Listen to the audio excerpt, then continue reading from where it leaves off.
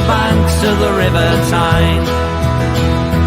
Take me home to the place that I call mine. It's a place I love best, 'cause it's better than the rest. Take me home to the banks of the River Tyne. There's lights that burn so brightly, in the northeast sky they shine, from the place that Geordies worship, where legends wear number 9. You can travel right round the world, even meet the Pope in Rome, but nothing beats the feeling that when you come back here to home. No matter how life changes, we'll never be far apart. The northeast always home, and it's always in your heart. Take me home to the banks of the River Tyne. Take me home to the place that I call mine.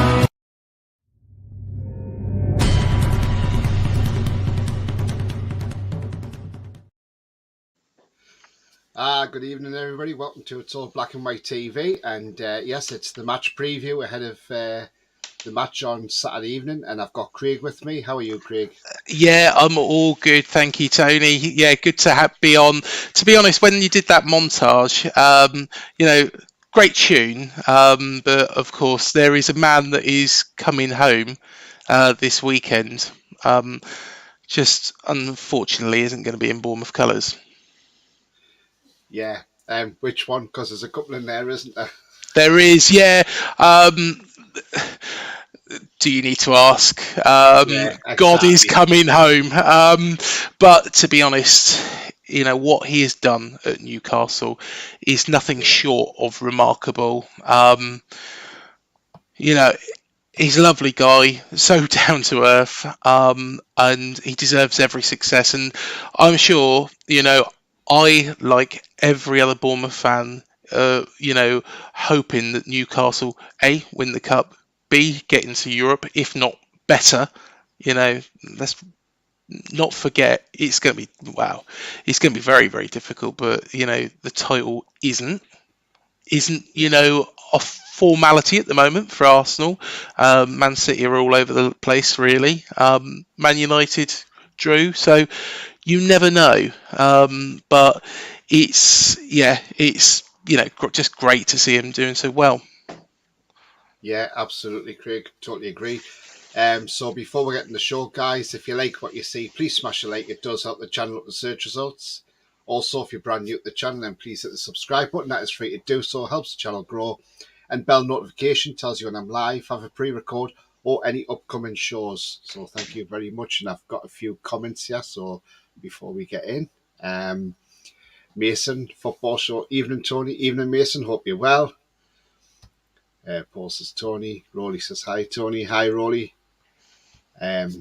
Paul says, how stepping back a year to travel and learn on everything, including the defence, was the best thing he ever did for himself. Don't doubt it. Don't doubt it at all. We'll get into this with Craig. And Luke says, evening, Tony. Evening to you as well, Luke. I mean, guys, if you got any questions for Craig on Bournemouth or anything, or Eddie Howe, or Callum Wilson in that fact, or Matt Rich even, then I'm sure Craig will answer them to the best of his abilities for you. I'm quite pleased, Tony, you didn't say that other one. Really, yes. He should be in Hull, to be fair. Just send him off to Hull, Yeah. He's, well, I think we kept him because we couldn't get another midfielder in it. Well, you couldn't get rid of him, basically. Yeah. Yeah. Well, I think it was the fact we had to keep him because obviously, we couldn't get another midfielder, and we tried on deadline day, but it just didn't happen for us. And then Paul's asking you the question, would you take Fraser back? No, Paul. He can go to that lot down the M27. But I don't even think they'll want him. Where else could he go? I guess he could go to Reading, but I don't think they'll want him. Hull, well, he's out the way, isn't he? But obviously they couldn't get across the line. So maybe Portsmouth is his standard now. Maybe that's where he needs to go. Yeah, absolutely. I mean, I thought when Eddie Howe come in, I thought, yeah, let's see if he can kick on from here. But really, he hasn't really done it. And I think the thing is now, because the way we play our game now, it's not suited to him at all. So I think he'll be gone in the summer. In all Well, honesty. you know the story, and I'm very, very surprised that Eddie Howe has given him the chance. I think Brian Fraser, the moment Eddie Howe walked through the door at St James's Park, probably felt, wanted the ground to swallow him up. And the reason being is, of course, we were relegated in the COVID season, and it was a short-term contract that Eddie wanted Ryan Fraser to sign, and he didn't do it. Now, I've spoken to Beckham's agent, believe it or not, on the channel, and he turned around and he said he's not doesn't think it's agents talking. He knows it was agents talking, but if he was and it was Arsenal that he was being linked with at the time, if he was that adamant, that desperate to go to Arsenal, why did he not play those games and then get his move instead of worrying about getting injured? But I just think his attitude has all been wrong. It's a shame because when I have met him, he does seem a really likeable guy, but I think he's burnt bridges here, and we wouldn't touch him with a barge pole for what he did. Yeah, yeah, I totally agree. I totally understand where you come from. Sefton says, evening all, entered my 14th competition today for Wembley tickets. Good luck on that one, Sefton. Paul says he will do well at Rangers. Well, what Rangers are we talking about? Because I can't imagine. Glasgow Rangers. I don't think. Will they really want him? Will they really want him? I don't know if Queen's Park Rangers will want him. Stafford Rangers? I don't even know if they still exist. Maybe, yeah. Somebody would take them. Evening, Tony. Evening, Ian. Hope you're well. Paul says, just apply to be a steward for the final or a bartender. Yeah, he could do, Sefton. Yeah, why not? Paul has a question for you, Craig. He says, where do you see Bournemouth's season going and what's your finishing place target? As in, what would you be happy with this season? Oh, the $1 million question, Paul, isn't it?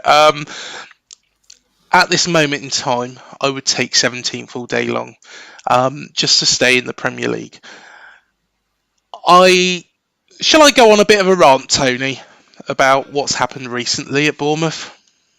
Yeah, because that was one of the questions I was going to come to you about and ask you myself and say to you, what's happened with your team? Because when O'Neill was in as temporary manager, you seem to be doing okay and you seem to have pulled yourself away from that danger zone.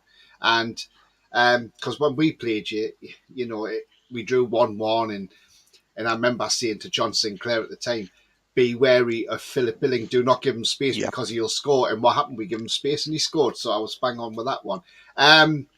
But since then, it seems to have declined since the World Cup as well. And I mean, I'll let you take it away, Craig. I mean, what's gone wrong so drastically for it to just dip in form like it has done? I mean, you should have beat Spurs by all accounts, shouldn't you? Yeah, so, after that 9-0 drubbing at Liverpool, and I was right behind the sacking of Scott Parker. You can't turn round and say that the team aren't good enough when you've got youngsters in the squad like Jordan Zamora, Jadon Anthony, those sort of players who are going to be looking up to the manager for a bit of guidance. Yes, maybe Scott Parker did want a little bit more money. If he had kept his mouth shut, he probably would have got it. That day we just stood off Liverpool, and actually we'll come back onto that point because I think that's quite key, is when we stand off on teams, that's where it goes wrong. But Gary O'Neill come in initially, did very, very well. Drew against Wolves, won from 2-0 down and beaten Forest 3-2 at the City Ground. We were picking up results, beat Leicester, went of course to St James's Park earlier on in the season and got the draw. we was getting some good results. I think it tailed off a little bit, and it was around that Spurs game. So he was 2-0 up against Spurs and ended up getting beat 3-2. And what we did was, again, we sat back. We went more defensively, and it doesn't work. Now, Eddie, when he was here, used to play on the attacking foot. We used to go at teams. We used to always try and outscore teams. It didn't always work. You know, we've been beaten heavily under Eddie Howe in the past because of the quality players that we really had at the time. Of course, Newcastle's, he's got a lot more to choose from, and the standard is a lot better. But here we started doing that under Gary O'Neill, and then he's gone too defensive, got beat 3-2. Leeds away, we were 3-1 up. We ended up getting beat 4-3 because he tried to hold on to a 3-1 lead. He didn't need to do that. If he just kept going for it, we would have won that game. And then he got 2 wins against Everton on the bounce, one in the cup, one in the league. I'm going to be brutally honest, Everton were crap. Both those games, they were toilet. And, you know, to be fair, if I put out a team, I probably would have beaten them. What he's done since, though, is he has gone too defensive. He doesn't seem to... We have had injuries. Admittedly, we have had injuries. But also, at the same time, he hasn't really found the strongest team. And then when he has, you know, when things are looking good, like against Nottingham Forest, you know, a couple of weeks back, we was 1-0 up. We were in cruise control. We were doing well. We were playing on the front foot. We could have scored a second and a third. We didn't. And then he went defensive, tried to protect that, and we conceded. This is the problem. Bournemouth go too deep, we concede goals. That's why Liverpool thrashed us 9-0. That's why Arsenal, you know, scored 2 in the first 10 minutes. And then Scott Parker realised it might be best to have a little go at this. And we did better. The Saliba goal we couldn't do anything about.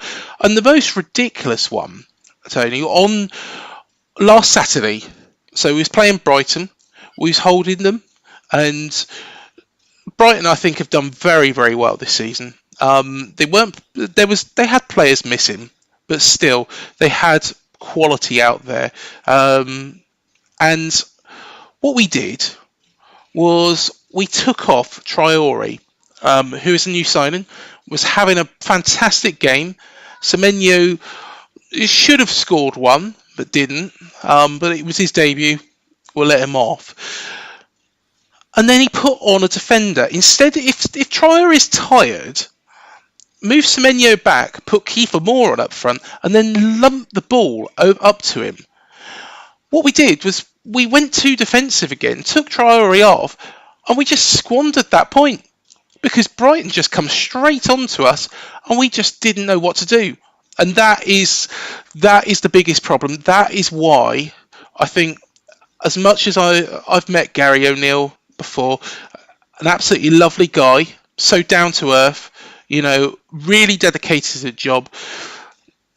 Probably needs a bit more experience before he manages at this level again. I think it's a bit of a poison chalice now, his job here. I think that's why we need to make that change before it is too late. And personally, I would have, if I was Neil Blake and Richard Hughes, I would have made the change before this game. The reason being, so the new manager has got this game to try and get things in order. Newcastle, let's be honest, Newcastle are light years ahead of us at this moment in time. But at the same time, we have then got a game the next weekend, the following weekend to this, against Wolves, and that is a 6-pointer. That is a 6-pointer. No new manager wants that to be their first game. It would have made sense to have actually made the decision before this one. Yeah, I get where you come from on that. I mean, like you say, it would have been You know, a bit like where Leeds made that change. They got rid of Jesse March on Monday. Man United might have thought, oh, we're not happy with this because they've got rid of the manager. We saw how they played last night, Leeds. They were 2-0 up. They should have won that game. I think they tired out towards the end, and that's where Man U got back into the game and drew 2-2. But, you know, like you say, that could have been similar to yourselves if you'd got rid of Gary O'Neill now and then a new manager in for the game against us. It would have been sort of a free hit thing for his first game, but at least he would have had time to get it sorted before you get the Wolves. But yeah, I totally see where you're coming from on that, and you just don't want to leave it too late. I mean, we did the same a few years back under our previous owner. You know, yourselves. I think you beat us at St James's Park under McLaren. Yep. Now, I was one of them that said, make this change now, make it now. And we waited another 2 weeks. And then we eventually made the change. In comes Rafa. By then, Rafa was 2 weeks behind because he didn't have time to get that team to stay up. Now, had he come in straight after the Bournemouth game, I would have said we would never have gone down to the Championship that season. We would have stayed up because Rafa would have kept us up. But that 2 week lag of keeping McLaren on for an extra couple of weeks didn't help us whatsoever. And that was when we went down. And that's the thing yourselves. You need to make that decision. So after Saturday, you've got to think, is he the man you want in charge, or do you want to relieve him of his duties and get somebody else with a bit more experience? I mean, if we go out there on, I mean, I'm not saying we're going to come down and trounce you 4-0 or whatever, but if we did, maybe that might be the change you have to make. I mean, the Leeds players, maybe they weren't playing for Jesse Marsh because maybe they don't like his tactics, and maybe that's why they're in the position they're in.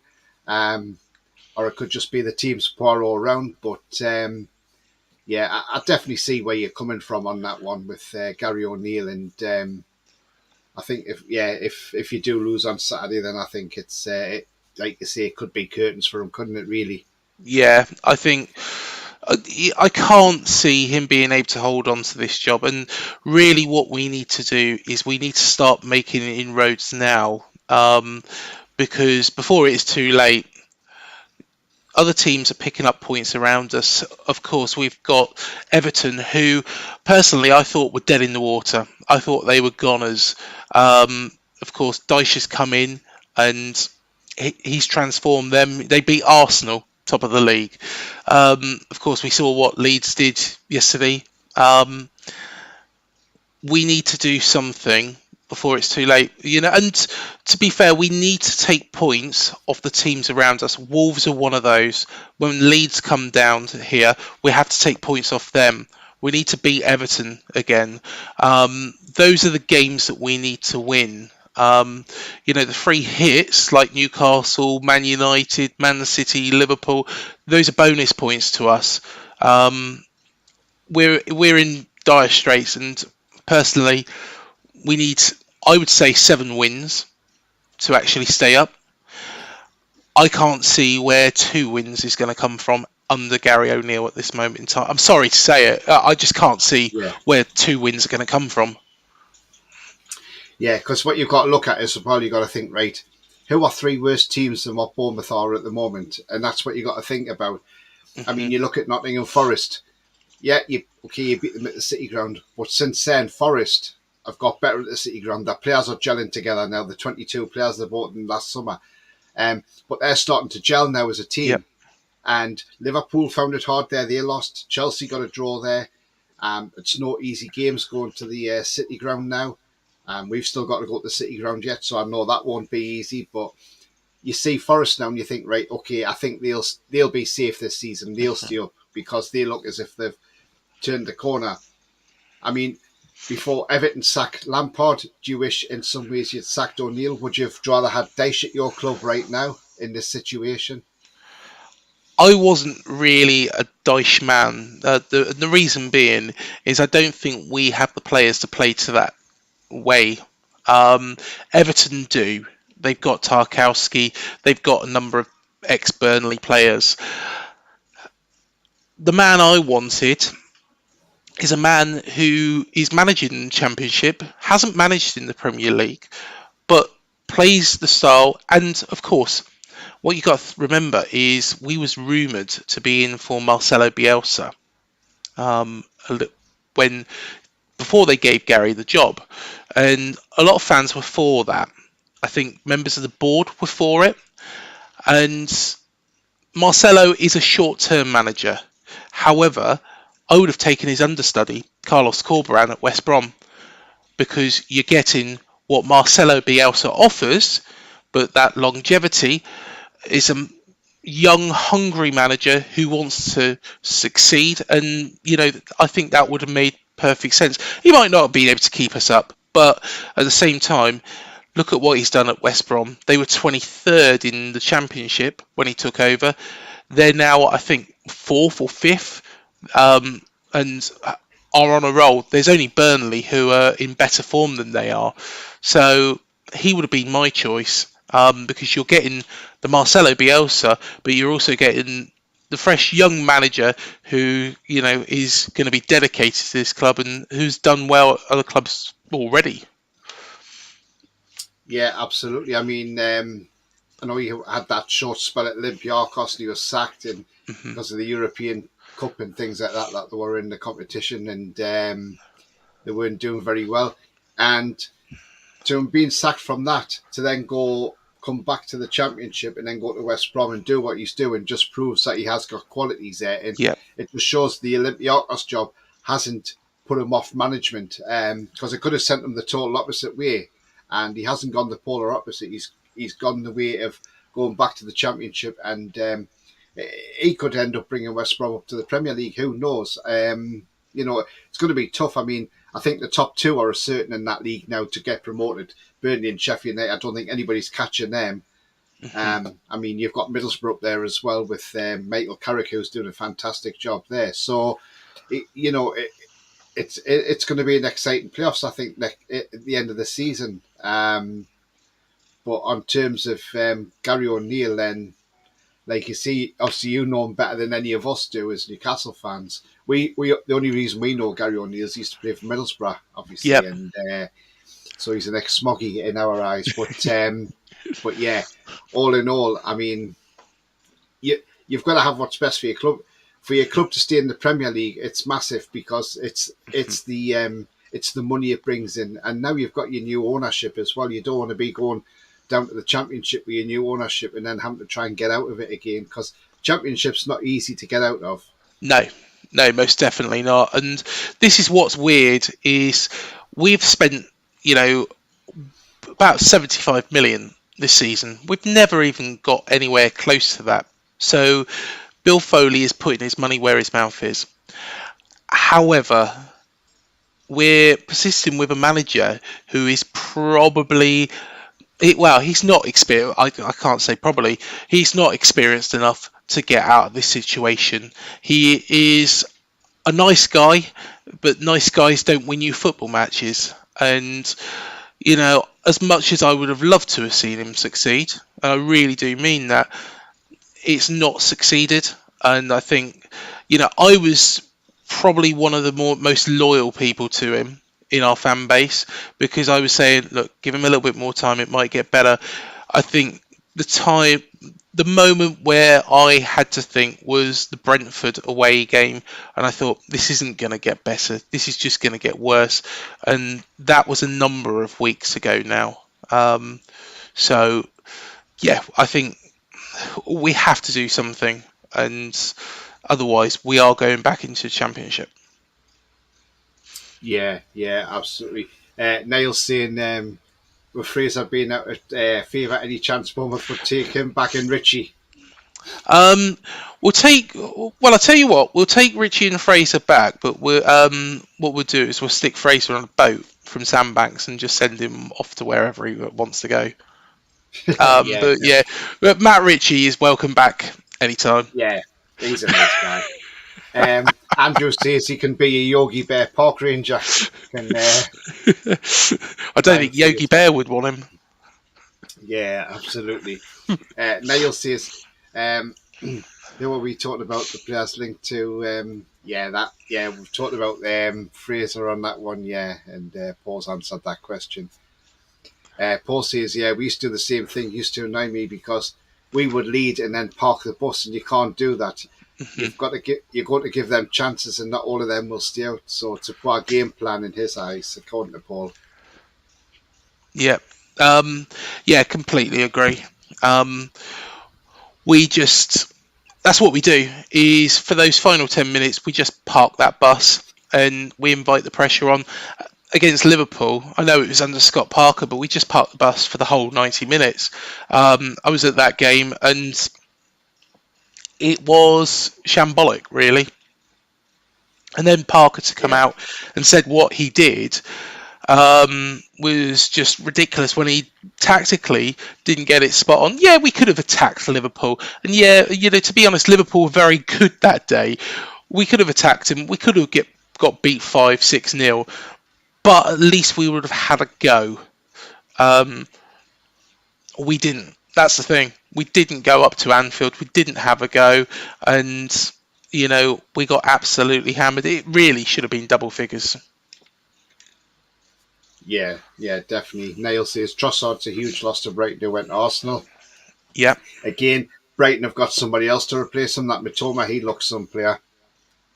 Yeah, do you know what? I was speaking to a Brighton fan, Luke's Links, and he was explaining their recruitment. And to be fair, Kieran Maguire as well, I've spoken to on a number of occasions, who wrote The Price of Football, and he's so spot on. You ask him about any football club across the leagues, he'll know all the figures for that football club. It's quite outstanding and quite insightful.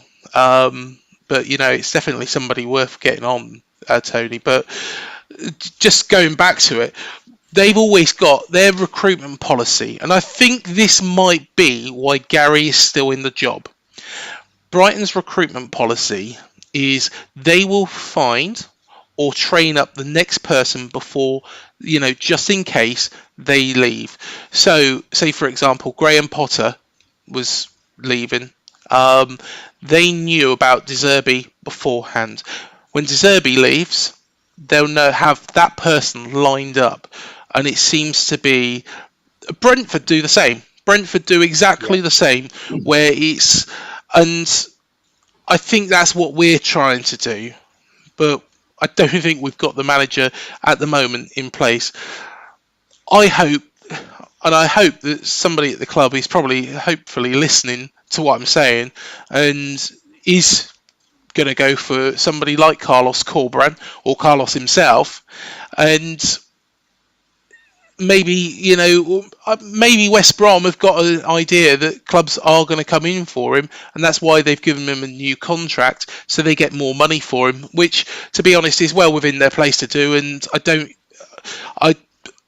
don't knock Carlos for taking that contract, even if he knows that there's going to be something coming up. Yeah, absolutely. And just protect themselves, the club, and you can understand that from their point of view. Yeah. If they think they've got a sniff of promotion this season, they're not wanting him to go. It was the same with QPR, Michael Beale. Everton wanted him. He didn't want to go to Everton. Was it Everton who wanted him? I can't remember now. But he didn't want to go, and then he ended up going to Rangers. Sorry, it was Wolves who wanted him, not Everton. Sorry, Wolves. And, he didn't want to go to Wolves. He wanted to stay at QPR, but then as soon as Rangers come in, obviously he was going to go back to Rangers. But so that's possibly why West Brom thought, we're going to tie him down, because look what's happened to Michael Beale. So we're going to make sure we tie this guy down so nobody can come in. Or if they want him, they're going to have to pay big bucks to get him, and that's And like you say, they're well within their rights to do that. Paul goes on to say most players going for the money, like Trossard, all in players in Chelsea signed, they will just sit in the bench or just be in the squad. Absolutely ridiculous. What do you think about what Chelsea spent in 2 windows, over 500 million? And now they've ripped the FFP up again, because you can't give players more than a 5-year contract when you sign them now because of Chelsea. Honestly, it's ridiculous. It really is ridiculous. Chelsea, I think why they're doing that is, and I don't know if this is right, but it's something I've heard, they've done it over a period of time, because that is going to be the basis of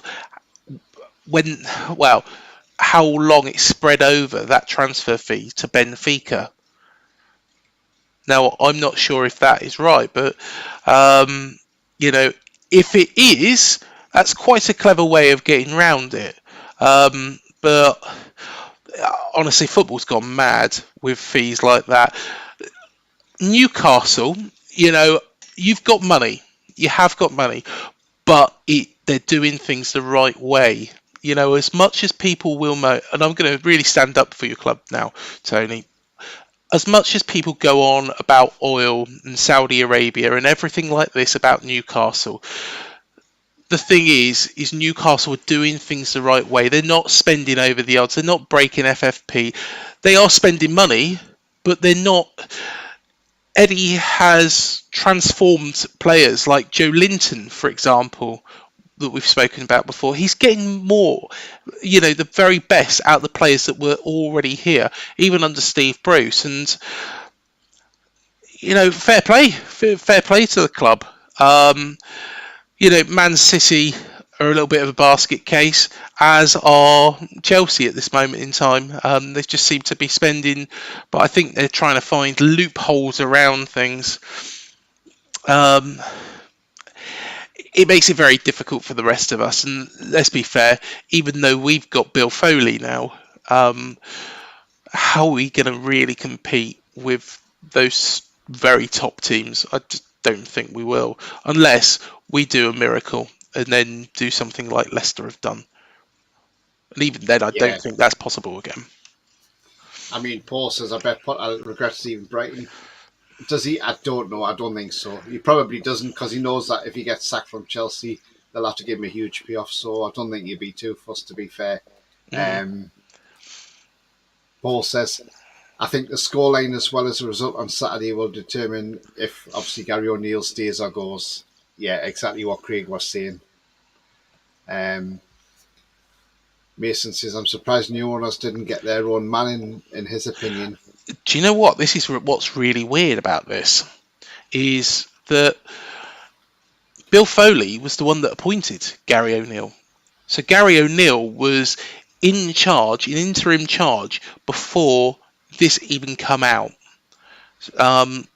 After we got beat by Liverpool, I have no doubt that Bill Foley wasn't about, or if he was, he was sniffing around quite quietly. He was the one that's appointed Gary O'Neill. Now, he might have been advised by Neil Blake and Richard Hughes, and they've, because of what Gary's done, and turning the team round from where we were. And let's be fair, after a 9-0 defeat and everybody flat on their faces, he did a remarkable job in the interim spell. Maybe that's why, they've gone for it. So I don't think anybody's really to blame, even though some people are pointing the finger. Tony Pulis has come out and said that somebody is to blame for putting Gary O'Neill in this position in the first place. I think that's rubbish. Personally, I think it's rubbish.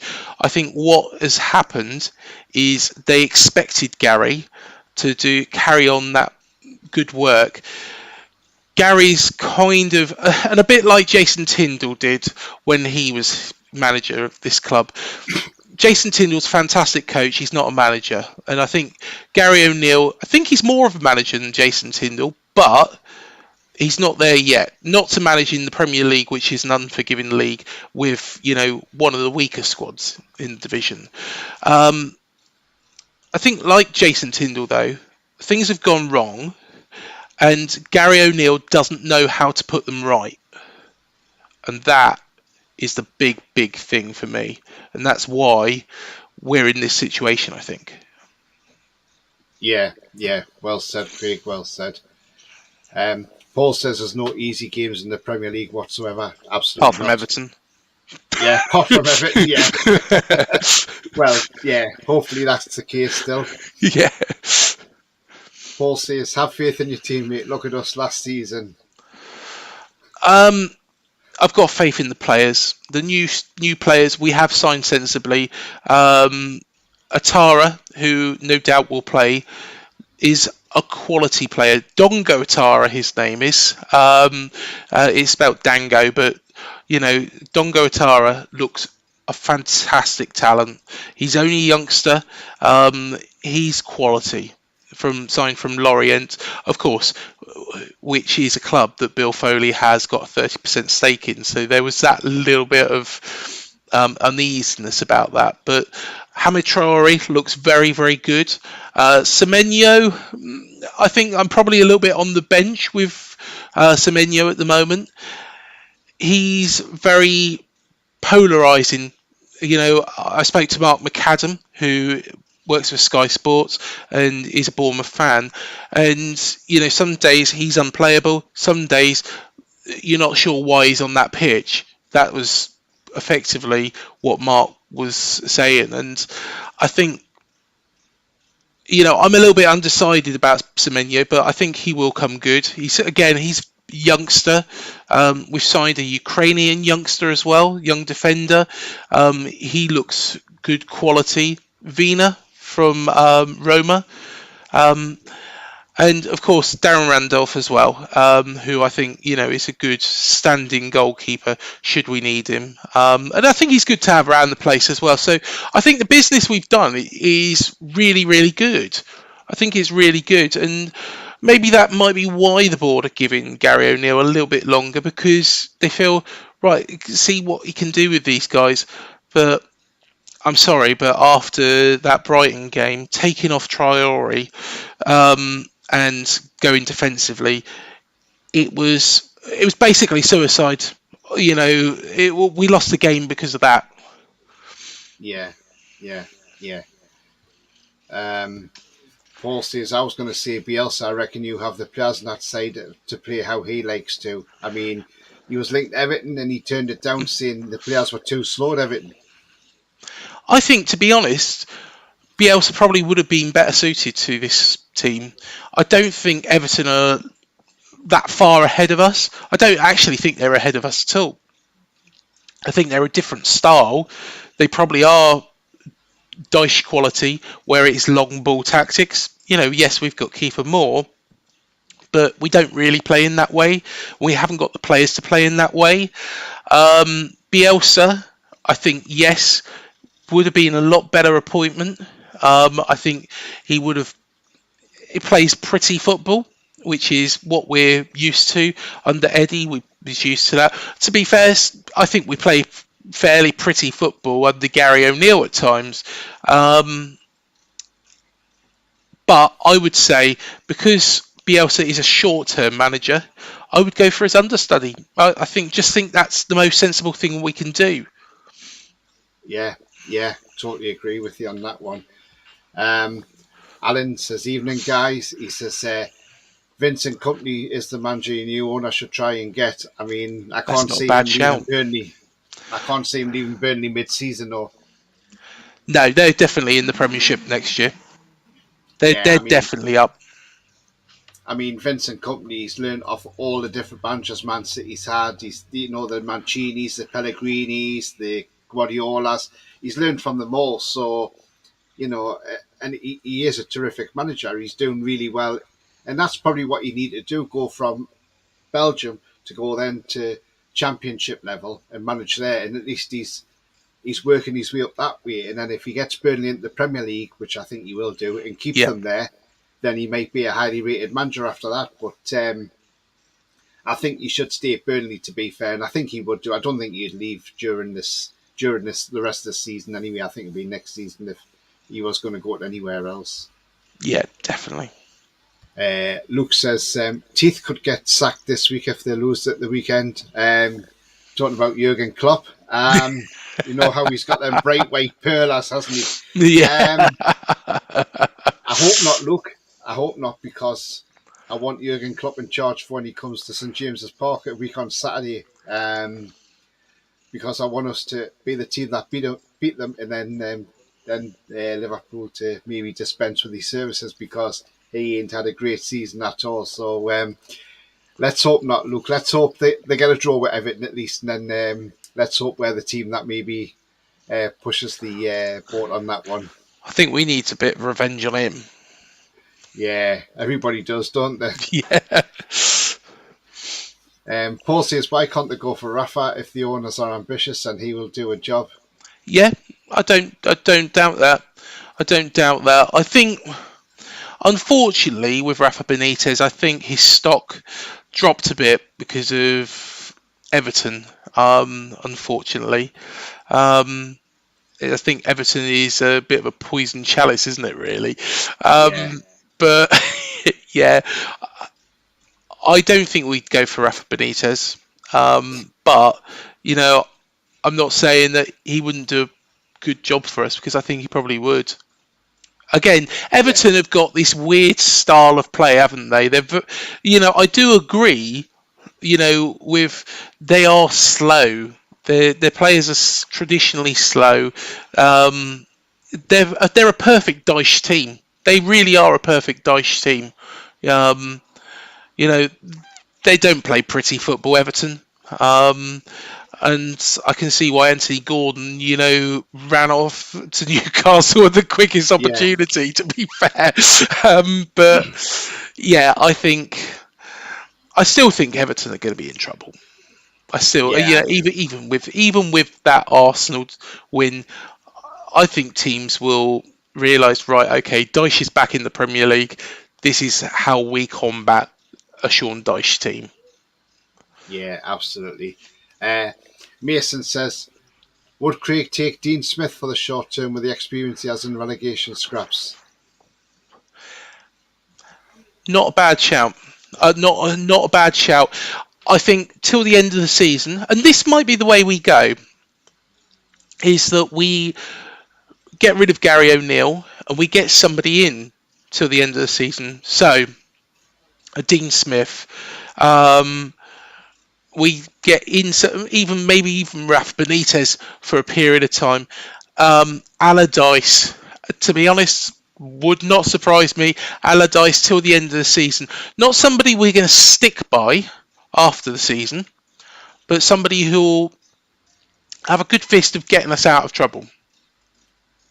Yeah, yeah, definitely. I mean, Niall says, look at the job Michael Beale is doing at Rangers. He did turn down Moores and only went back to Rangers because of the fan base and the Champions League nights at Ibrox and Celtic Park.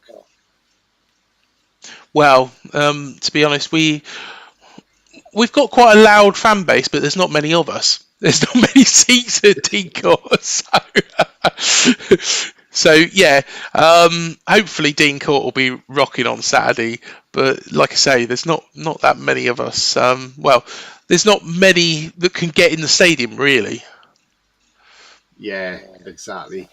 Paul says, become apparent the average players in today's market's worth 100 million. It's really getting silly. Yep. I Like Coffee says, the big six are rattled, and the earlier Super League would have meant that Chelsea and Liverpool are guaranteed Europe despite being mid-table. It would be the worst thing for football if that happens. I think it will raise its ugly head again because I think Man City might push for it because of what punishment they're going to get. Juventus are definitely going to push for it. Real Madrid and Barcelona are in all sorts of financial issues. Chelsea probably will want to do it because of the money that they're spending and they don't want to fall foul. I'll be honest, the teams that probably will stave off this is probably Liverpool. I don't think Newcastle would want to be involved in it. And I don't. Arsenal, I think, will probably be on the fence. And of course, Man United are looking like they're going to be bought out. And I don't think, with the rumours that are going round, the person who is being rumoured will want to enter this as well. So, hey, if Man City and Chelsea want to do it, then so be it. But I don't think it's going to be a success if it's those two, Real Madrid, Barcelona.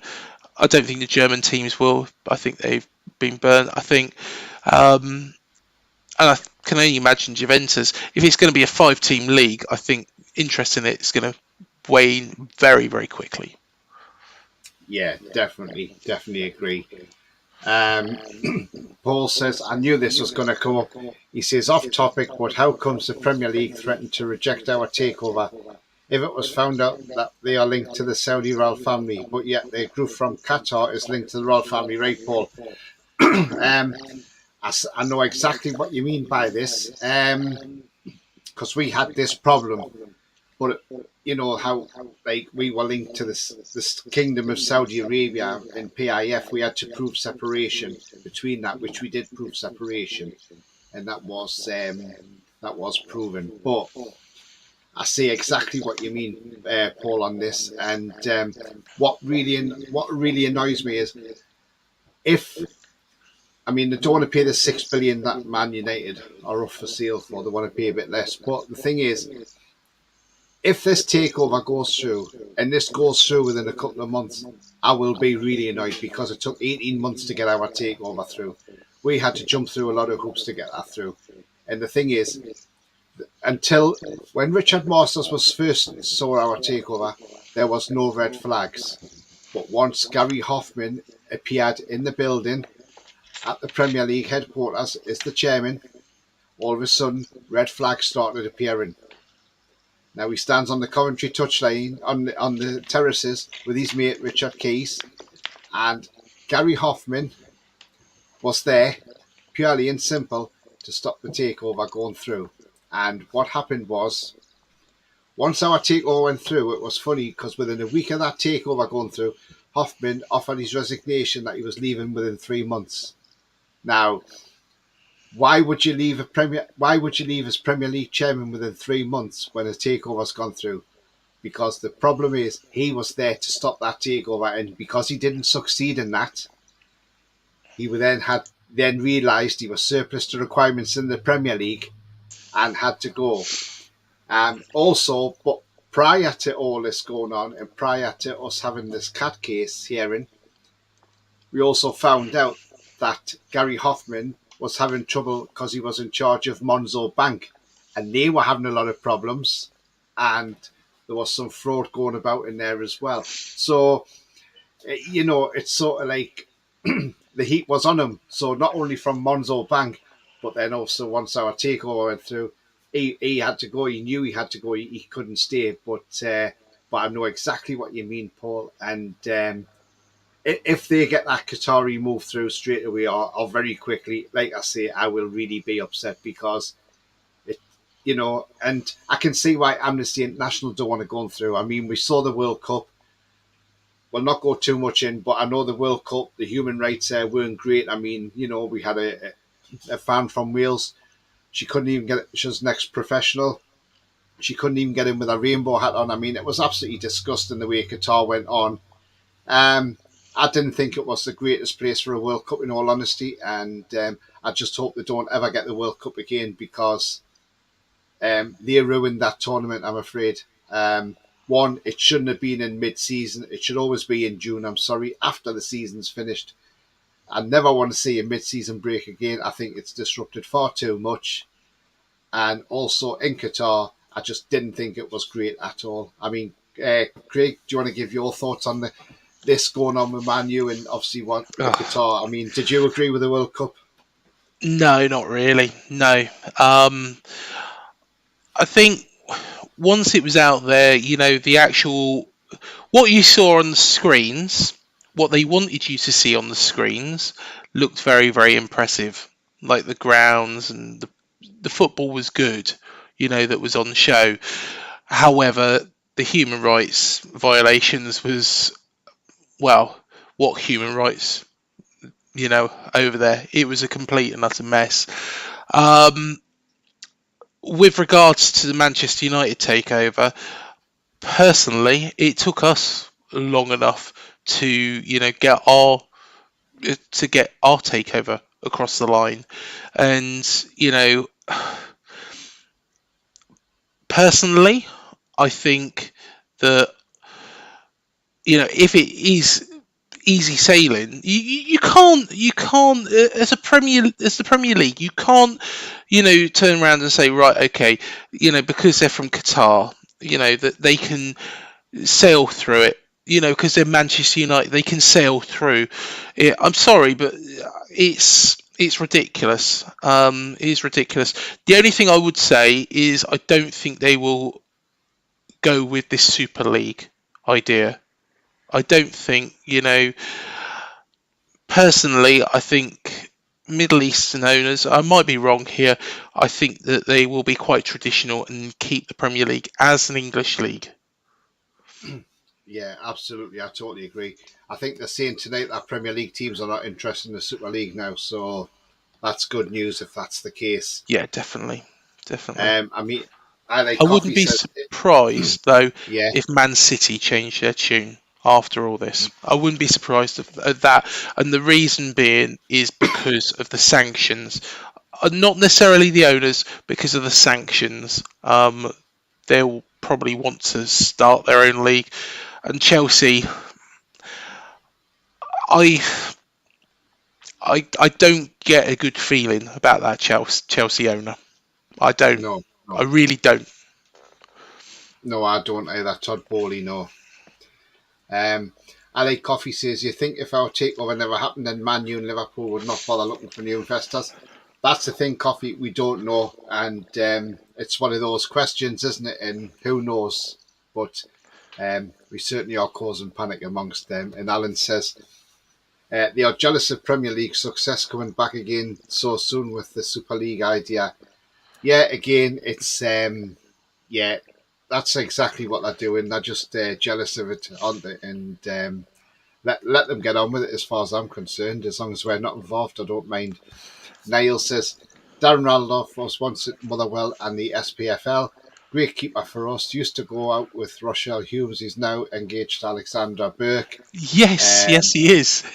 Yeah.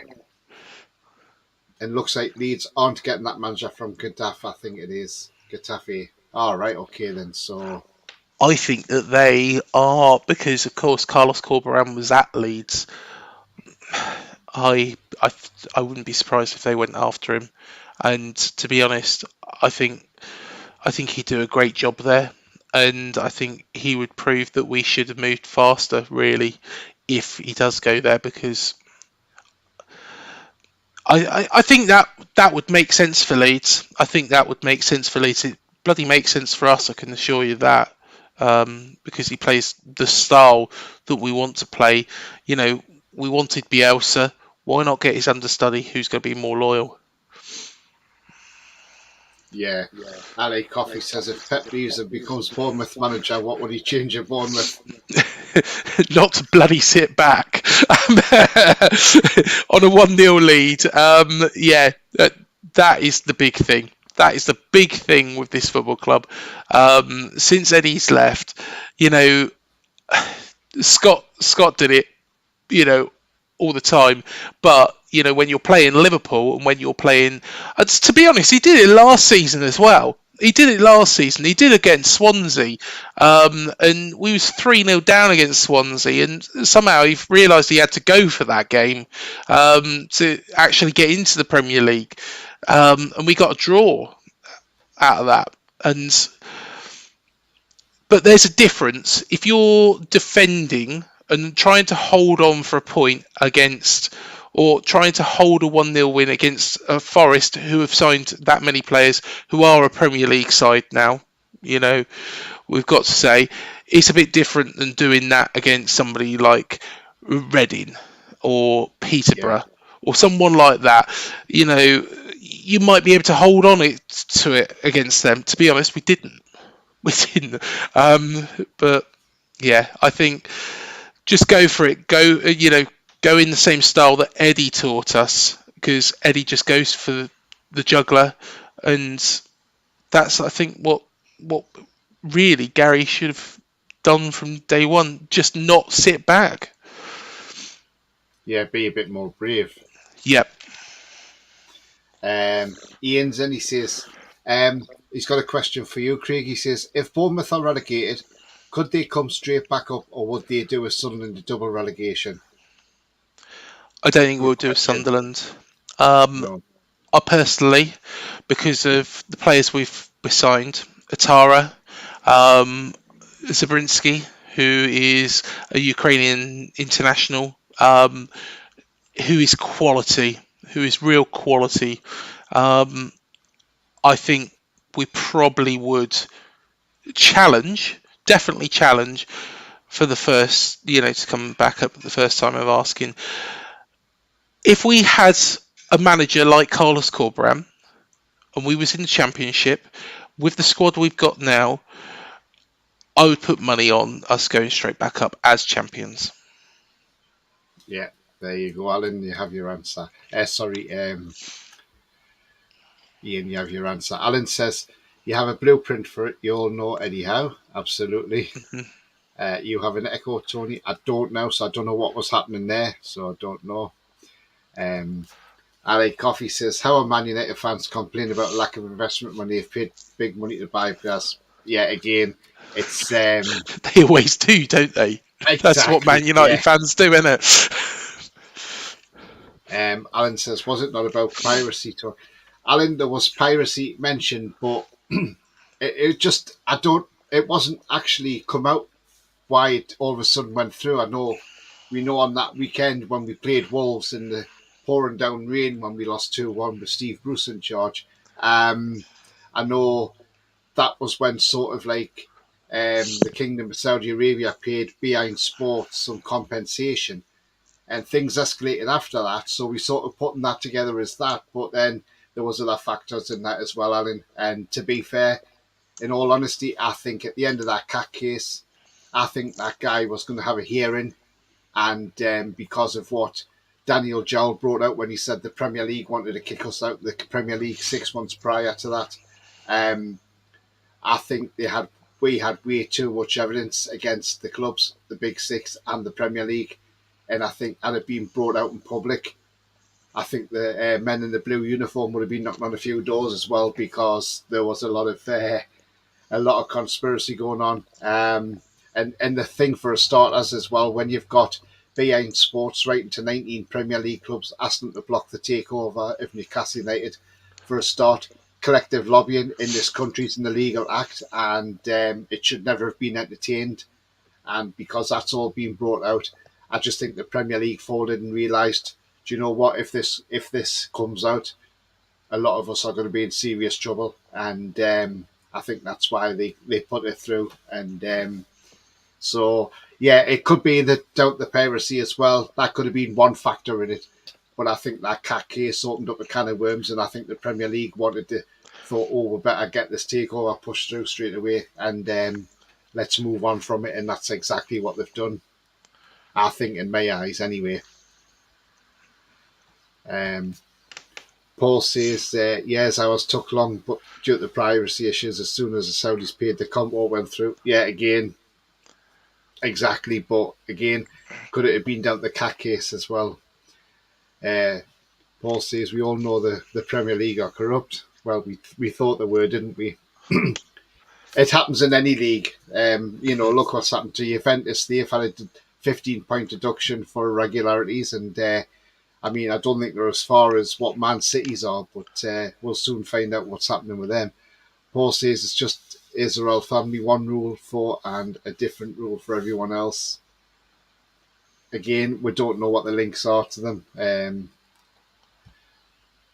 The Qatar World Cup opening ceremony was beautiful, says I Like Coffee. Yeah, it may well have been, but I just wasn't happy where it was.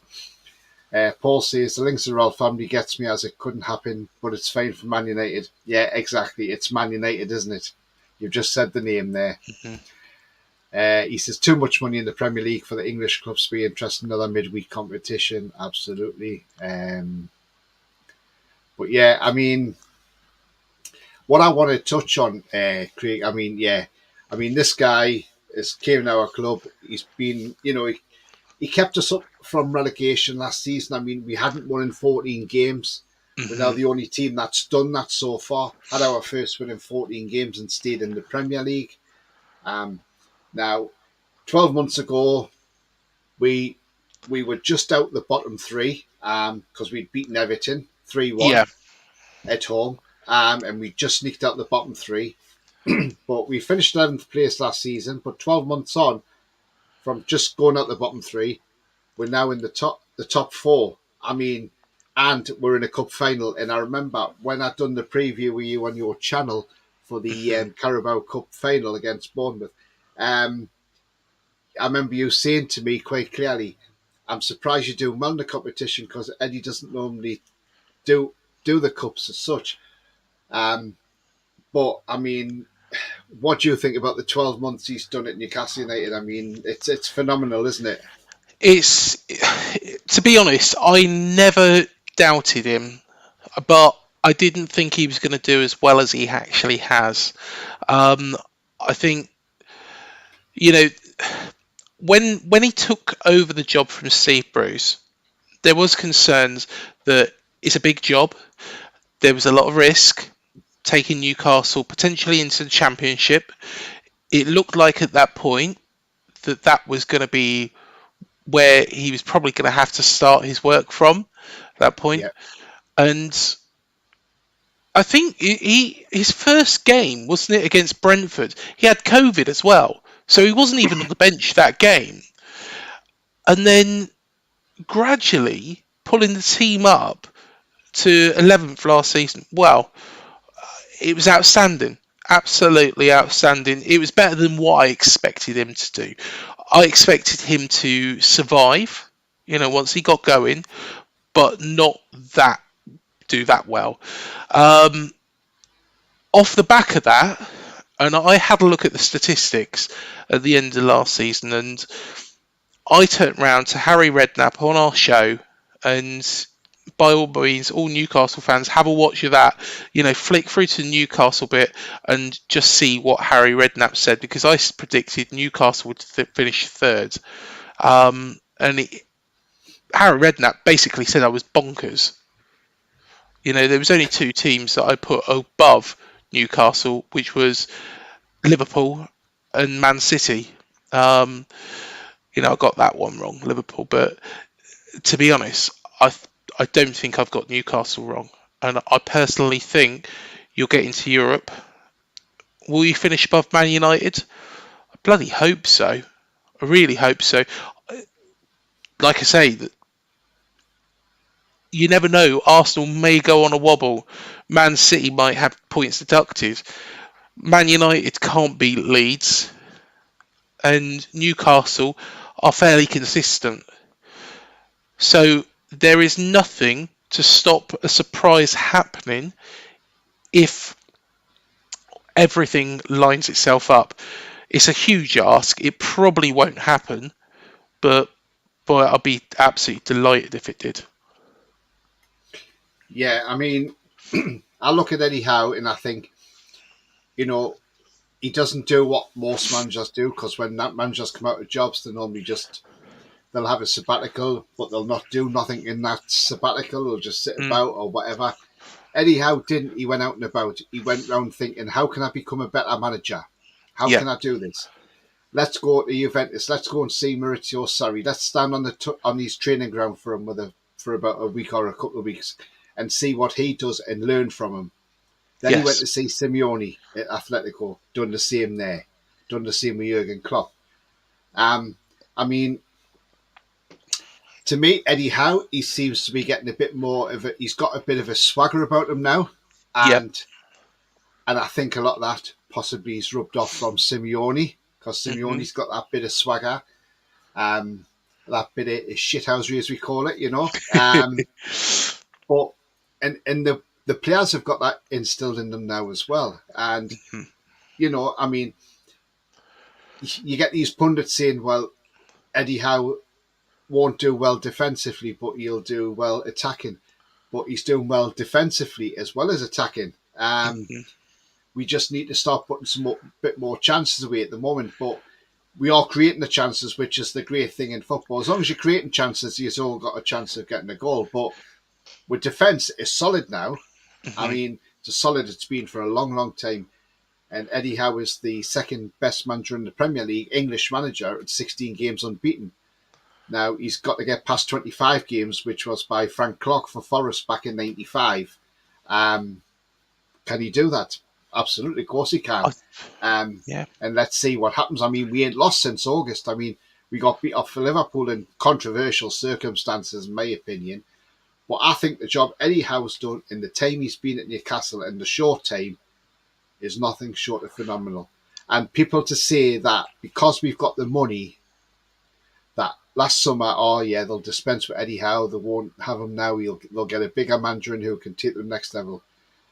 The only way you can become the elite manager is if you're given that opportunity. And Eddie Howe's been given that opportunity now to become the elite manager. Jurgen Klopp didn't come the elite manager overnight. He had to work for it. He'd done it with Schalke, I think it was, and then went to Dortmund. Thomas Tuchel, the same. He had to come through and become the elite manager, but he had to learn his trade, just like Eddie Howe's done. He done it with Bournemouth. He had a great time at Bournemouth. Done so well with Bournemouth since he retired from playing football at a young age, and to where he got Bournemouth to, and then where he's got Newcastle to. This guy can get better and better, and I'm glad our owners, considering the money they've got, yes, they could have said Eddie Howe in the summer, sorry, we're going to go for somebody a bit more experienced, a bit more better. But no, they didn't. They said, no, please sign a new contract, Eddie, and you're the manager for the long term. And that helps the players. You know, the likes of Bruno Guimaraes, the likes of Sven Botman, before they came to the club, probably didn't have a clue where Eddie Howe was. They probably weren't sure. I think they probably had to Google it and say, oh, who's Eddie Howe, by the way, you know, and read through his Wikipedia. But they love working with Eddie Howe now, and that's the thing. And I just think his management skills are second to none. And I do believe he will be our elite manager, and he can become one of the best managers in the Premier League. And I think, looking in all honesty, I bet there's a few clubs in the Premier League now who are looking and thinking, wow, wish we had took Eddie Howe on. You got Villa took Gerrard on. You know, Norwich took Dean Smith on. They've both gone since Eddie Howe's been at Newcastle. And Martin Samuels laughed at us taking Eddie Howe on, saying, well, why didn't you get Gerrard? He was a better manager. Is he? Well, look where we are under Eddie Howe. Personally, I think Eddie, I make a statement, he's one of the best managers in the world at this moment in time because of what he's done with the players that were already there. Joe Linton is the biggest one. Changed his position, got him playing. Joe Linton was crap under Bruce. You know, under Eddie Howe, he has been outstanding. And I know quite a bit about Eddie Howe because we are, you know, a small club. We're a tight-knit club. Eddie used to come in to Dean Court 6 o'clock in the morning and then leave late at night. It's actually worthwhile watching a interview that I did with Eddie Mitchell, who is a former chairman of AFC Bournemouth, and of course he wasn't the chairman that appointed Eddie, but he was a chairman that brought Eddie back. And you know what he explains was, you know, what Eddie did for this football club and how Eddie, what he did around the football club, coming in early, being the last one to leave at night. He was so dedicated to the role. And yeah, I think you're so lucky to have him. I've got a question for you, Tony, and actually everybody there. Do you think, because I think it will happen, do you think Eddie, because I know a little bit of the answer of this, do you think Eddie, if the FA come hunting for him to replace Gareth Southgate, do you think he'll go? In all honesty, I don't think he will, because he was asked this question back in September, and he said, for a start, Gareth's still in the job, so that's disrespectful for the media to talk about him like that. He said, secondly, he says, I like the day-to-day running of football. Yes. He says, and that's exactly where I want to be. He says, I do not want to be waiting 6 months to play another game. And from that interview, and I've had people come up to me and say, look, if the England job comes, he'll go. And I'm saying, no, he won't. And they're like, how do you know he won't go? And I said, because I'll tell you why. Because back in September, he said he would not go. And the thing is, Eddie Howe is a man of his word. And he is. The way I look at Eddie Howe, he's as straight as a die, you know, and we comes across on press conferences post-match conferences, anything like that. He tells it how it is. And the thing is, with Eddie Howe, if he says he doesn't want the England job now, he's not saying I won't ever take the England job, but at the moment it's not for him. Maybe 7, 8, 9, 10 years time down the line, he may think, yeah, okay, in 10 years time. But I think what he wants to do is he wants to try and achieve as much as he can. And because he's at a club which has got an embarrassment of riches, and I know we can't go mad on it at the moment because of FFP restraints, but he's at a club which can spend big and bring quality players into the club, and he can work with these quality players. And he may think, right, well, this club wants to win the Premier League. I want to be a Premier League title winning manager. I want to be a Champions League winning manager if I can be. I want to win the League Cup. I want to win the FA Cup. I want to win multiple cups. I want to win the Charity Shield, the Community Shield, as they call it now. So he might want to do everything with us. And then if the England job came calling, say if it was 10 years' time, he might say, do you know what? Okay, fair enough, I'll go on to the England job then. And we wouldn't stand his way and say, you're not going for the job. That would be great because he's done his time here. But at the moment and in the future, I don't think he'll go to England. I completely agree with you, Tony, and I know Steve Fletcher quite well, and Steve Fletcher is good friends with Eddie, and from what his general feeling is, and also I've heard that plenty of times as well, and Steve Fletcher echoes what you said there. He loves the day-to-day running of a football club. Will he be tempted? I guess it depends where he is in his career, but at the moment, I think he's fully focused on Newcastle. I think he will, be focused on getting the club to where he sees that they can be, which, let's be honest, Newcastle, deserve to be in Europe. I think, he can do plenty of really good stuff. I think, yes, he can win the title, over time. I think, there was probably a time scale that the Saudi owners thought, right, okay, we'd like to have got close to it. I think that time scale is probably out the window because I think that Newcastle really can, push in the next couple of years for that. It's not because maybe, the likes of Man City and Chelsea and Arsenal, maybe they have got man-to-man better players, but Eddie Howe has the unity, has the squad unity. That's what did us so well.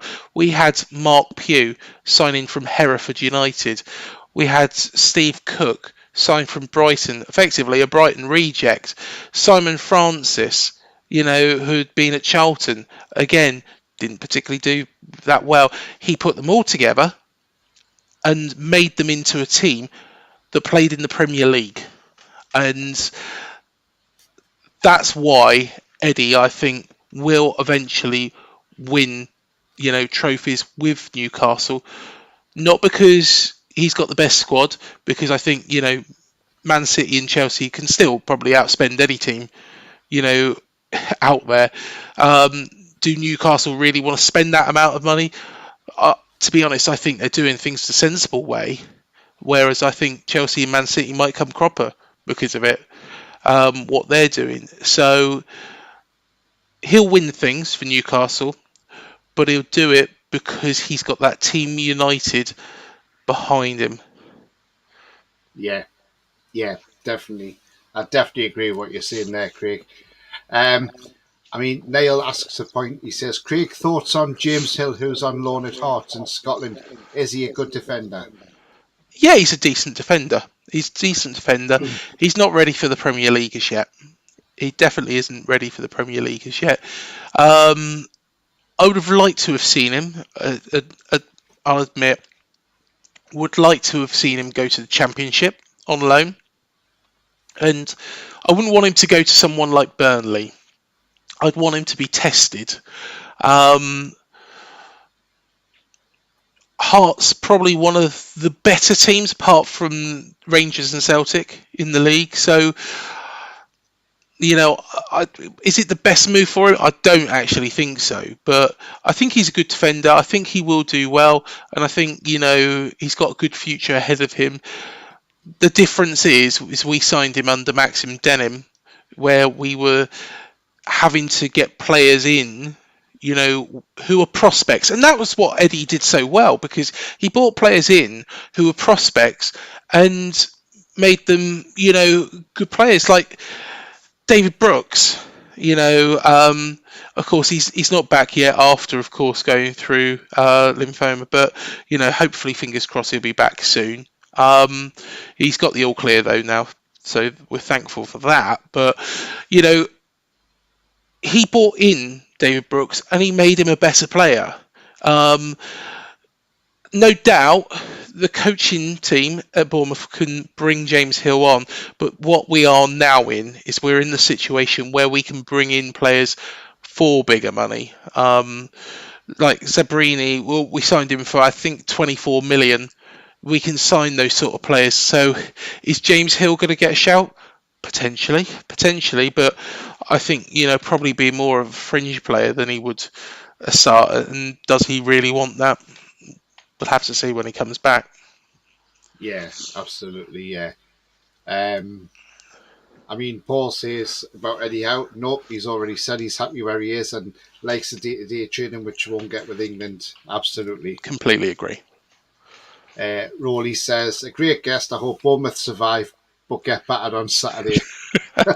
Well, we could do with the points, but no, appreciate Rowley, and hopefully, fingers crossed, we can start. To be honest, I would have rather, like I said earlier on at the start of the programme, I would have liked to have seen a different manager in the dugout this weekend. It's not because I dislike Gary O'Neill. I really do like Gary O'Neill, but nice guys don't win you football matches. Nice guys don't keep you safe from relegation. At this moment in time, Gary O'Neill might be a nice guy, but he's sending us down. Yeah, absolutely. Alan says, yes, team sport, right players, caricature, working so well here. Yeah, absolutely, Alan. Got to agree with you. Going for team news on Saturday, who do I think is going to be in the team? Well, just before I go into that, guys, the other day we heard reports that our ex-player, Christian Atsu, had been found alive and he was fine. But now the reports are saying they don't know where it's come from because apparently he's still missing at the moment. This earthquake in Turkey, in Syria, our thoughts go out to everybody involved. The amount of people who've died so far, it's just rising and rising. The death toll. It's so tragic what's happened. So we don't know the whereabouts of Christian Atsu, so we don't know if he is being found yet or not, but there was some sort of conflicting reports that he had been found, but now they're saying he hasn't been yet. Let's hope he is found soon. But yeah, he's a former Cherries player as well, Christian Atsu. So, hopefully, fingers crossed, he'll be found safe and well. I guess, unfortunately, in situations like this where there's, and it's horrific to see. It's absolutely horrific to see on the news at the moment. There is always going to be there's so much stuff coming out about what's going on, and I guess there's people clinging on to hope. I don't believe anybody would be sick enough to come out and say somebody has been found when they haven't been. Maybe they are clinging on to hope and believed it was him. Hopefully he has been found, and the reports which are understood to be wrong are actually right. Nobody really knows, unfortunately, and that's the terrible thing in this sort of circumstance. Yeah, absolutely. And our thoughts are with everybody involved. Niall says, you need a new manager before it's too late. Agree completely. Yeah. Derek says, sorry I'm late. That's fine, Derek. He says this might have been asked already, but what does a guest, and by inference, what do Cherries think of Eddie now? Yeah, we have covered it off. To be honest, Derek, you might have to watch the whole thing because how long have we been speaking about Eddie Howe? Probably a good hour. I think we've spoken for 19 minutes about everything else. To be fair, but what do I think of Eddie Howe? God, there God. you go, Derek. Yeah. But yeah, you'll have to watch it back, Derek, and then you'll see what we've said about Eddie Howe. Do you know And what is going to be really strange as well this weekend? Is and I wonder how often this has happened, and I bet you anything it probably hasn't happened a lot. I think the opposition manager, Eddie Howe, will get a better reception than our own manager. yeah, he probably will. And to be fair, he deserves a great reception He because for does. what he did for you. I mean, you were basically going out of league into non-league, and he stopped you from going to non-league football, and then kept you up. And then, when the club was in a lot of trouble back then, but he got you not only Hmm. stayed up, but you got promoted through the leagues, and eventually you got the Premier League, and you stayed up there for 5 years before you went back down. I mean, the guy's done a lot. So to be fair, I think the fans will give him a great reception. It'll be his first time going back to Bournemouth, I believe, as well. Yep, So, it will be. um, so I'm sure he's going to get a great reception at Bournemouth, and rightly so, and rightly so. And I really do hope that, and I don't doubt it for a minute that the Bournemouth fans won't give him a great reception, because I think they'll give him an absolute brilliant reception. And once the game starts, yes, it'll be a different thing then. But I think before the game, I think the reception's going to be absolutely tremendous for Eddie Howe. Well, he's going to get a fantastic reception, and then after the game, we're going to lock him in Dean Court. You can try. Yeah. But no, he's a brilliant manager, and we absolutely love him to bits here. Yeah, absolutely. Niall says, hope he's okay. Praying that Atsu is still out there alive. Yeah, we all are. Like I say, conflicting reports. I'm sure we'll find out in due course. He says, reminds me of what happened to Salah. That was tragic. Yeah, that was tragic, wasn't it? The guy going to Cardiff City. Paul says, rumours now. The old died. Rest in peace. Again, it's all rumours, isn't it, Paul? Until we see something concrete, we'll find out, no doubt. But I was on the show earlier, and one fan did say in the chat, because I was only watching the show, but he said in the chat, and I think it's a great point, by the way. And I don't know if the Premier League got anything for it, but maybe they said in the Bournemouth game, like, because it was a Newcastle fan, he said maybe they should have a minute's applause or something just for what's going on in Turkey and Syria at the moment. And I thought, you know what, that would be absolutely brilliant if that happened, because that would just show solidarity, wouldn't it? Because, Agree. in times like this, you sometimes got to give football a back burner, haven't you? Because, natural disasters like this, and it comes at a human cost, but a rapid human cost as well. And I think there's 20,000 now between them in Turkey and Syria. I mean, look at that baby that was born the other day. She was still attached to her umbilical cord. They'll cut that, but the parents had died, so they haven't getting to see their baby. But the baby's fine. But it just goes to show, doesn't it? And but let's hope there's no more bodies found, and let's hope there's some more survivors out there now. And Definitely. Yeah, for all those families as well. Paul says, might have been an honest mistake, but it's a dangerous mistake to make, telling people he was found. Again, yeah, it could have been. I mean, his club did put out a statement saying he was found, but there again, could that have been because somebody had said that and they thought, all right, he's being found, okay, and then they realised it's not him, it's somebody else. So, yeah, I see what you mean. I guess when in this sort of situation, I think sheer panic makes people say things that maybe, or clarify things and say, yeah, being found, when they don't really know deep down, Yeah.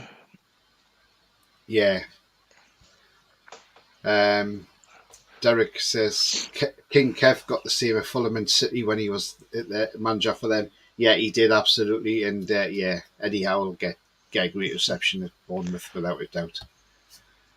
Paul says House said in his early days he was taking training and bailiffs were coming in.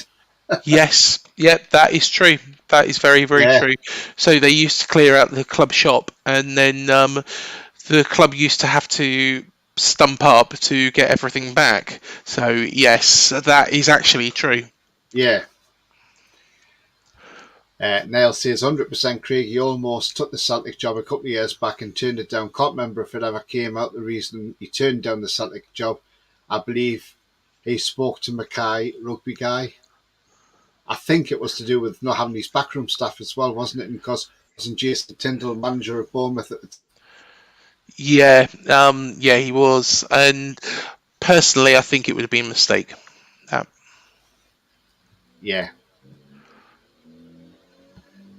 Niall says, brilliant point, because I remember the same thing happened to Salah when Cardiff were the last in the league and nobody accepted back then the outcome that he didn't make it. Yeah, that was just tragic. And I mean, yeah, that was.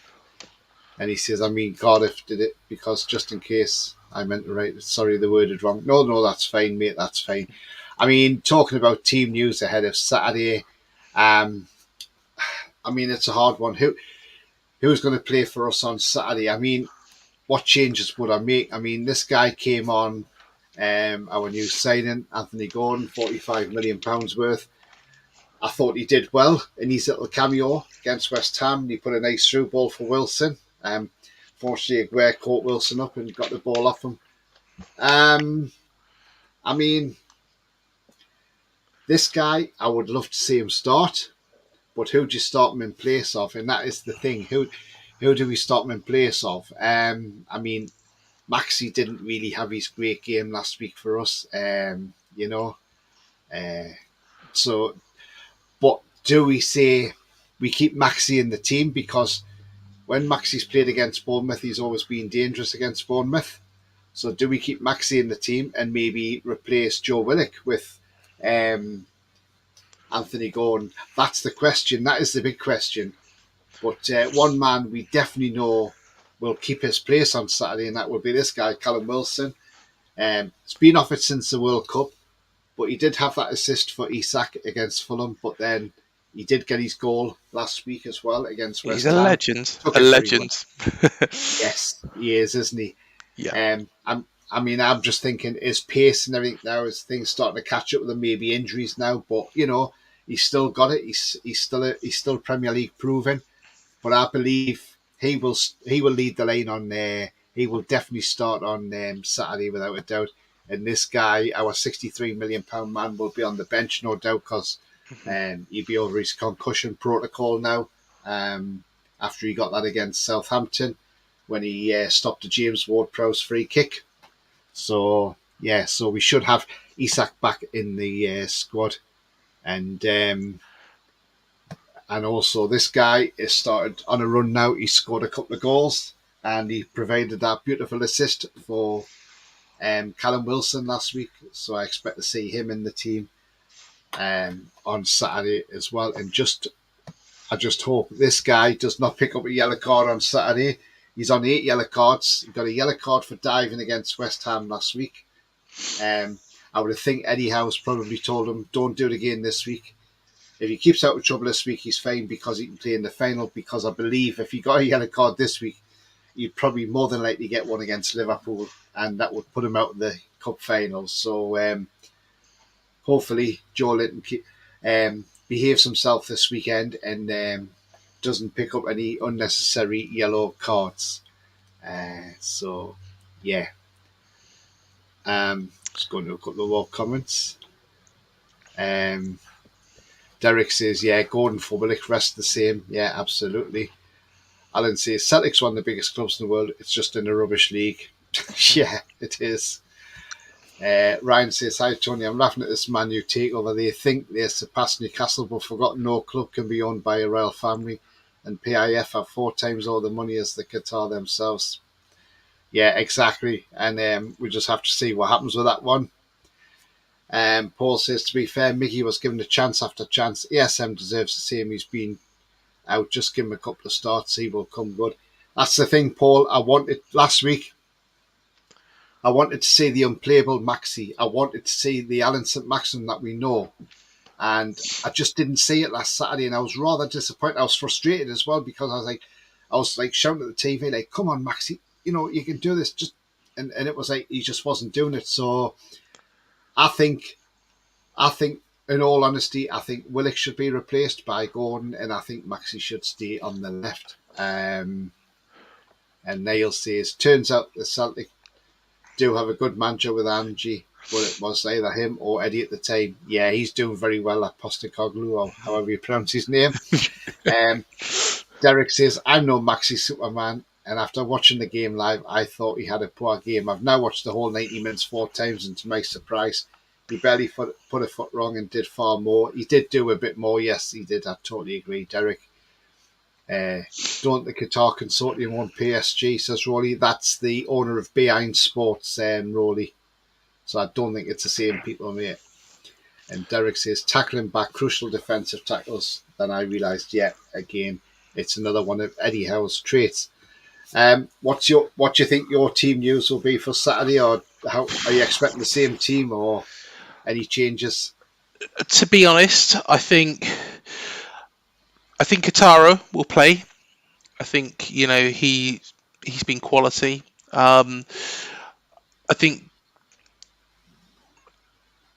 Hamid Traore will probably play. I hope Solanke is back. If Solanke is back, I would drop Semenyo to the bench. Zabrinski, if he is fit, we'd like to see him start. But he is a quality defender, quality centre back. Neto, I think, will start in goal. On the left, I would actually go with Vina. And then probably in the centre back pairing, probably Chris Metham and also Zabrini if he is available. Right back Adam Smith. And I think in the centre, I think Phil Billing. Phil Billing is one of those confidence players. If he's confident, he'll be fine. Jefferson Lerma probably in the centre as well.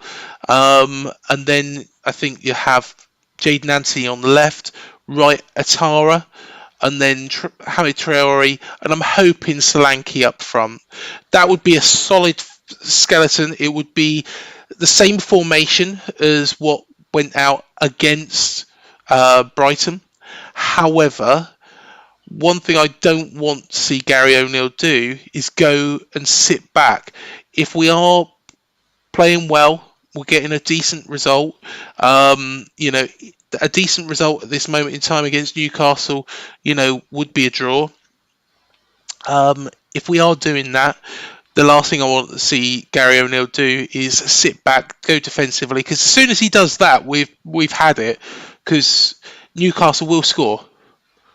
They will score about us against us sitting deep, and I think all he needs to do is look at the man in the other dugout, Gary O'Neill, and think, right, okay, what would he do in this situation? And I can guarantee you one thing, that Eddie Howe would not sit back.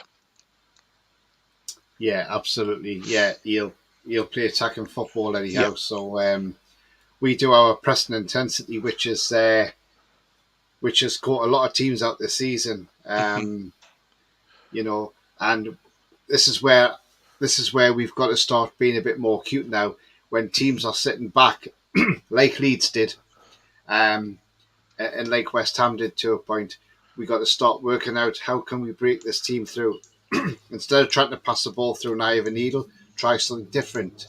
Yeah. And if it doesn't come off, at least it hasn't come off. But then but you've got to try and break these teams down, and that's the trouble. So I would imagine Eddie's had them in training this week, and they've probably worked on a lot more. So we'll see. But I'd like to see Bournemouth come out and play as well, but don't want to see you just sitting behind the ball, because that just creates pressure on yourself for no reason. Yeah. Where the old cliche in football is, attack is the best of defence. So best form of defence is attack. So basically, you want to keep attacking. So it's and make it a Yeah. nice open game. It's going to be in front of the cameras as well. So Gary O'Neill not want to sit there with a defensive team, will he, on the cameras? You No, wouldn't most think definitely so not. anyway. Oh well, you wouldn't. No, you wouldn't think he would, but I think I do dread if he goes defensively because it's just the way teams have opened us up. Yeah. Derek says Qatar do own PSG. It's Al Khalafi, who's the owner of Behind Sports. He owns it. I'm not sure if he's part of the royal family though. I don't know if he is or not, but I know he owns PSG. So again, another guy that got away with it in the courts with the ex FIFA chief executive in exchange for TV rights for the World Cup. He bought him a €5 million villa in Sardinia and got away with it. How he got away with it, I do not know. No. Money talks, I suppose. Ryan says, Tony, with the Amazon Prime deal for this season, a lot of money for the summer, as most deals are for 100 million plus. Yeah, I mean, the Amazon TV deals are pretty good, aren't they? Paul says, speaking of Amazon, I'd love them to show more games. Was that one weekend where they had a bunch of them on and did it better than Sky for me? Do you know what it is, Paul? I said exactly the same when it was on. Amazon are brilliant with their stuff. I mean, they've got some great commentators on there. Some of them are from like ITV, BBC, but they've got some great commentators on there. And you've got Alan Shearer commentating on it as well, and as well as other people, Ali McCoist and that. I think Amazon done it absolutely fantastic. And not only the way they've done it with the football, but at the end when they bring out, you've got the manager there, then you've got the players coming in as well for a talk. I just thought Amazon were absolutely spot on, and yeah, they are. They're much better than what Sky or and BT to it. I'm not really sold on BT, to be fair, for their coverage. But yeah, Amazon Prime definitely should have more games, that's for sure. The only difference I see with Amazon Prime is if you've got your notifications on, you need to turn them off because, like I say, it happened to me once. It came up Newcastle had scored on the notification. I thought, well, I haven't scored, it's still 0-0. And then the goal came about a minute and a half later, so I was like, oh, that's why. So because it's streamed, you've got to realise there's a delay. So yeah, that's the only thing you got to do when you're watching Amazon Prime is turn your notifications off. But other than that, no, I think Amazon's absolutely brilliant, and yeah, I totally agree. I mean, what do you think of Amazon's coverage of the football? I think it's been quite good actually. I knew the weekend you meant. I actually watched. I think it was Boxing Day when Newcastle beat Leicester 3-0. I'm right in thinking. Sure, that was the game. No, it was when we played Everton, and that was midweek, so that would have been yeah. the World. That would have been before the World Cup. We beat Everton 1-0. Yep. Yeah, you did beat Leicester 3-0, didn't you? Yeah, was that on was on Sky? Sky. Was it? Was it? Sky. Yeah. I think it was around the same sort of time, wasn't it? But yeah, the coverage has been very very good actually. Yeah. Ryan says Qatar Sports owns PSG, not their royal family, so they can't own a club, or we would be owned by the world's richest man. Yeah, absolutely. Yeah. Christopher, hi Christopher. He says Bournemouth played well at Brighton and were quite unlucky, in my opinion. Well, we played all right. We played all right, but again, we went defensive. That's what happens. We just sat back. We just allowed them onto us. That's why we come away with the result we did. Paul says, Tony, I think we're still number one for turnovers up the field this season. Yeah, we are, absolutely. Yeah. Alan says, remember the Toons' performance against the bottom teams has been poor. Glad this one's away from home. Yeah, absolutely. And let's see how it goes on Saturday evening at 5:30. We'll find out, won't we? Derek says, would the Cherries rather lose 1-0 or 5-2? That's what you need to think about. What would you rather lose at? To be honest, I think we need points, but I actually question whether or not the owners are trying to find somebody and Gary O'Neill will go regardless of this game. They're trying to find somebody in the background, because I don't think, and what happened before, where they where Scott Parker was basically sacked on the spot and we put in an interim manager. I think what will happen is that Gary O'Neill will be kept in charge until somebody's found. Yeah, sounds about right, doesn't it? He says obviously not getting the hope of getting a 0-0. Oh no, I don't think they will, because Gary O'Neill just sit back on it. Yeah, absolutely. Yeah, guys, so we've been going for an hour and 40 minutes, so we're going to become the end of the show now. But before we do, I want to ask Craig for his prediction on Saturday. I don't think we'll get any favours off Eddie. I think we might score. I think that might be as much of a favour as we get from Eddie Howe. But I think Newcastle probably beat us 2-1. 2-1. My prediction is we're going to go down there and win 2-0. So we shall see. So Craig thinks 2-1, I think 2-0. So we'll find out on Saturday evening. We might both be wrong. Yeah. So we'll find out either which we were wrong. You never know. We might get 3 points, but it's very unlikely. Yeah, absolutely. Obviously, I always ask the guests as well. Before we go, Craig, can you tell people where they can find you, yourself on Twitter, and also your channel, and explain your channel as well? Of course. So the channel username is UTCIAD. You can find all sorts of interviews and also our podcast on there, so do check us out. On Twitter, it's UTCIAD or you can find me by my username as well. It's all linked on there as well. We're on Instagram, we're on Facebook. I don't think there's much we're not on nowadays. So come find us, come say hello, and yeah, join in a decent conversation with some cherries, and just listen to how much we absolutely love Eddie Howe. Because there's quite a lot of Eddie posts going up on the Facebook group at the moment. I know that much. Oh, brilliant. Yeah, thanks very much indeed, Craig. And thank you for coming on tonight. You've been absolutely brilliant. My pleasure, Tony. Always happy to come on. And, no doubt we'll catch up again, hopefully next season as well. Yeah, definitely. Yeah, absolutely. Just go through a few more comments.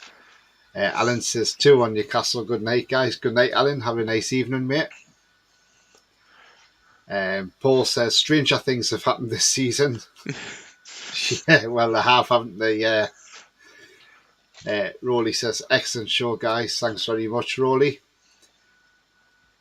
Derek says Miggy and Maxi find their shooting boots 4-0 Newcastle.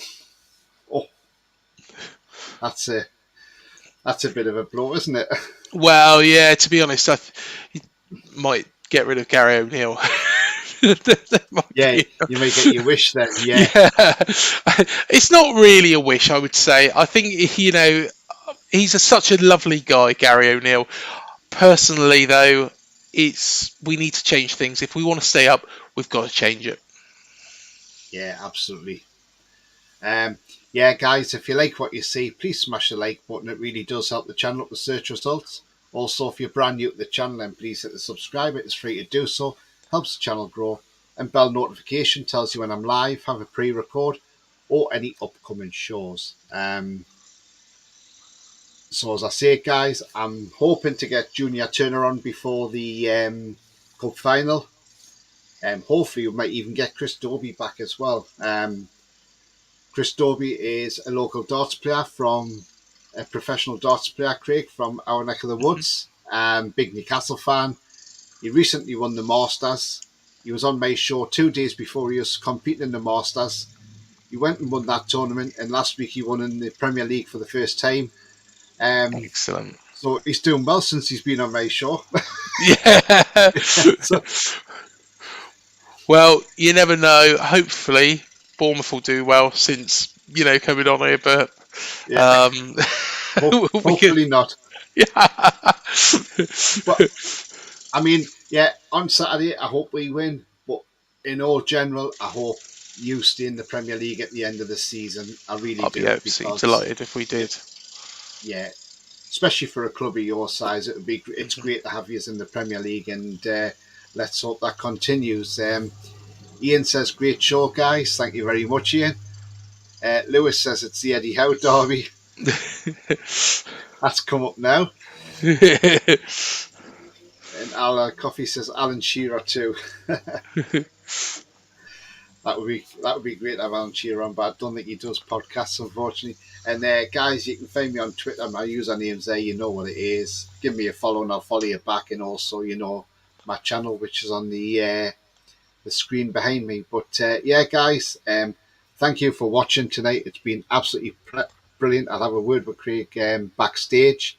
But yeah, guys, I'm back on. I'll definitely be back Saturday. I'm not sure what I'm doing tomorrow night yet, but definitely Saturday I'll be back at 3:30 with the build up live. So we'll have the build up to the game with the team sheets coming out, and also we'll talk about the games going on in the Premier League at the time.